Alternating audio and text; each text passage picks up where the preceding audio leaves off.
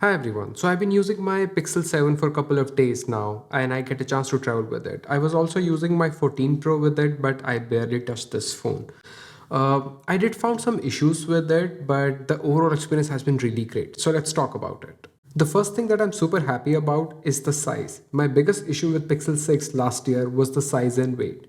This phone feels relatively smaller and lighter. And after comparing it with Pixel 6a, it felt a tiny bit taller, but the weight distribution was so good that it does not feel heavy at all.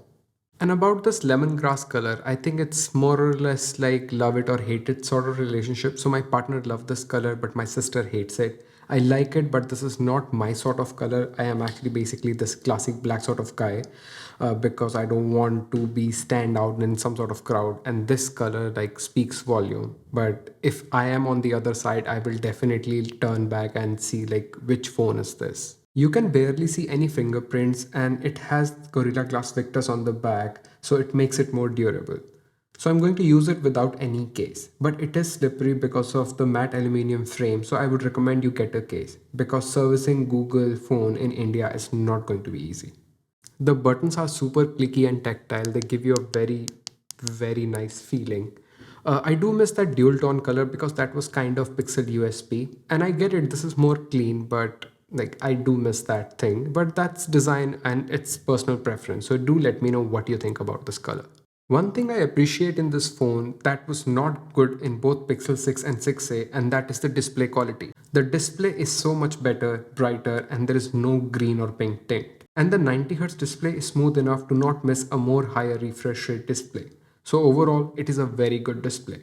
The one thing I do not like is going to be this design. I don't know, somehow it does not look premium. The thicker chin makes it look like a mid-range phone.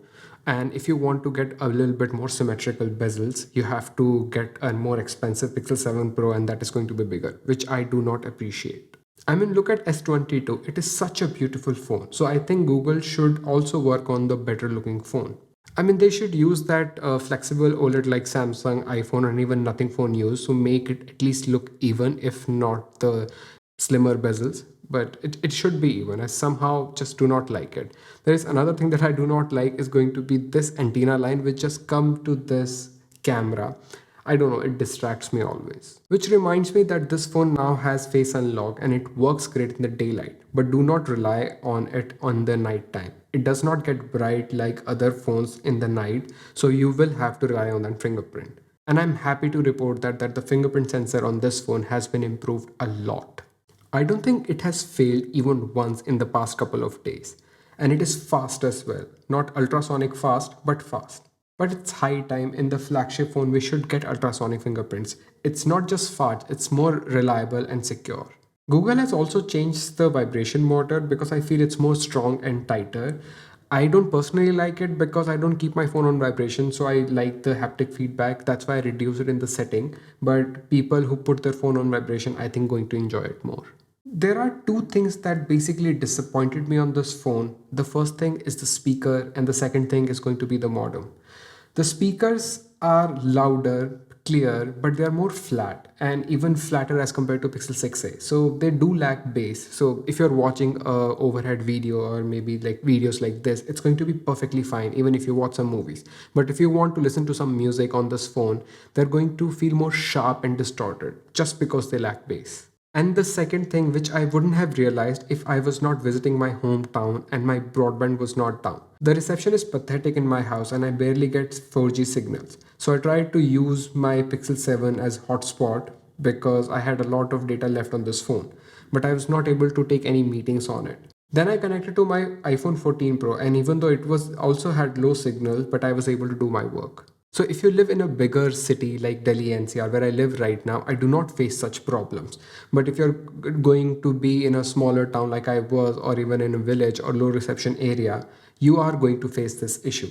So please make sure before purchasing this phone. And this issue could just be limited to India and it could be because of the band, not even modem. But as of now, it does not work great for me in the low reception area. For what it's worth, the proximity sensor is also slow on this phone like last generation. So I get that part that Pixels are more about software, not hardware. which is great, and I'm a fan, and I think this is the smartest phone I've ever used. But I want Google to like work on those small basic hardware things so that I don't have to face those problems every single day. Now the processor, Tensor G2. I wouldn't call it an upgrade, but more of a refinement. In day-to-day use, it works great.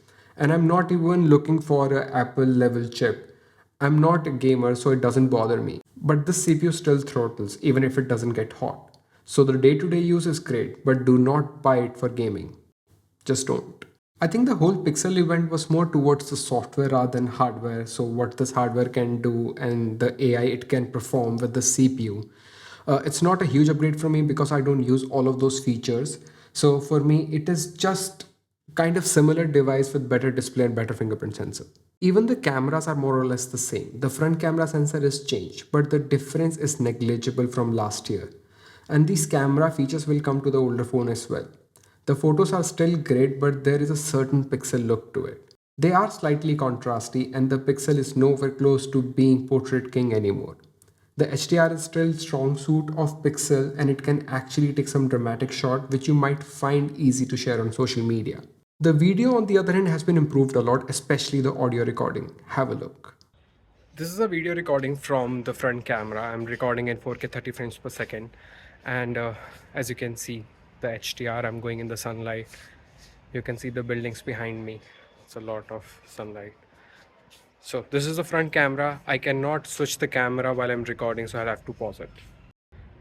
This is the video recording sample from the rear camera. I'm recording with 1x 4K 30 frames per second, and I'm walking right now.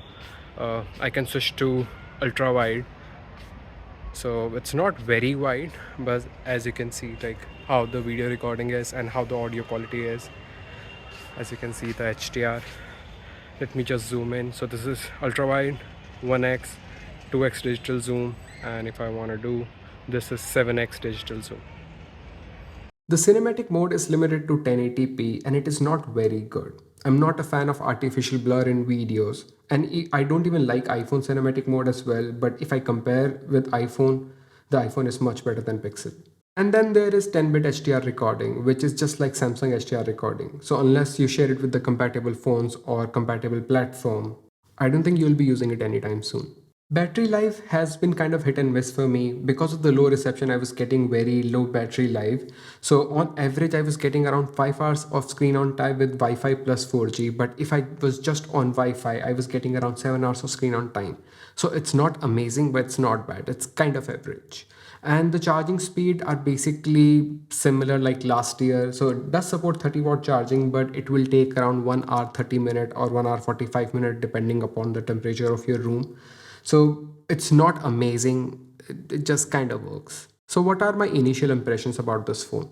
See, I can recommend this phone to anyone. Just make sure you have a good reception area. Apart from that, this phone is great. I mean, it does lack a lot of feature in hardware, but it very well covers it with this clean software and amazing photography. There's one more thing. I think Google should also support their phone for longer term like Samsung is doing because they're using their own chip. As this is a very good phone as a standalone device, but I still think in the service, hardware and ecosystem, they lag behind Samsung and iPhone.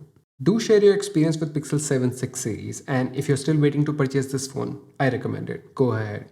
And if you enjoyed this video, please hit that like button. My name is Rohit. I'll see you in the next one. Till then.